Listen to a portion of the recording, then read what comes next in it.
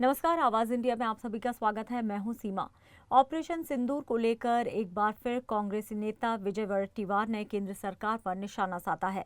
नागपुर में दिए गए एक बयान में उन्होंने रक्षा कार्रवाई की लागत और प्रभाव को लेकर कई सवाल खड़े किए हैं। वडेट्टीवार ने कहा है कि 15,000 रुपए के ड्रोन को मार गिराने के लिए सरकार ने 15 लाख रुपए की मिसाइल दाग दी। उन्होंने तंज कसते हुए पूछा कि सरकार बताए क्या ये रणनीति सही थी।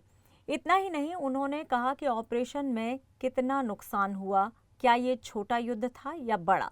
ये सवाल पूछना गलत कैसे हो सकता है। आइए सुनते हैं क्या बोले कांग्रेस विधायक विजय वडेट्टीवार। कि हमारा कितना नुकसान हुआ है, हमारी कितनी कैजुअलिटी हुई है, हमारे कितने सैनिक का नुकसान हुआ है, हमारे कितने राफेल का ये हुआ है। अभी तो चाइना मेड 5,000 ड्रोन उन्होंने भेजा, वो चाइना के थे। उस ड्रोन की कीमत 15,000 है, उसमें कुछ नहीं होता है।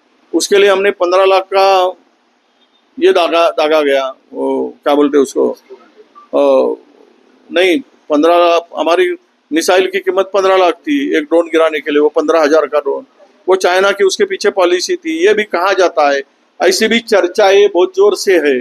सच्चाई क्या है, सच्चाई क्या है, ये मुझे नहीं पता, पर ये चाइना के 5-6 हजार ड्रोन हिंदुस्तान में भेजे गए। उसको गिराने के लिए हमने 15-15 लाख का मिसाइल उसके ऊपर छोड़ा, उसको ध्वस्त करने के लिए डाला गया। ऐसी बहुत सारी चर्चा है। हमारे राफेल 4 राफेल या 3 राफेल गिराए गए, ऐसी चर्चा है। तो सरकार ने स्पष्टीकरण देना चाहिए कि हमारा ये नुकसान नहीं हुआ, हमारा फायदा हुआ। ये सच्चाई है। हमने इतना भारत पाकिस्तान का नुकसान किया है, भारत का कुछ नहीं हुआ है, बता देना चाहिए। युद्ध के बाद बताने को कोई कमजोरी है, गलत है, ऐसा मैं नहीं समझता हूँ।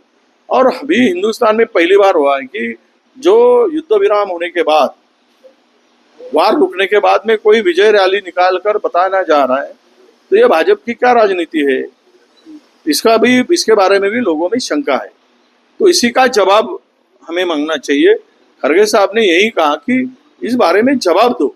जानकारी के लिए बता दें कि विजय वडेट्टीवार इससे पहले भी ऑपरेशन सिंदूर को लेकर विवादास्पद बयान दे चुके हैं।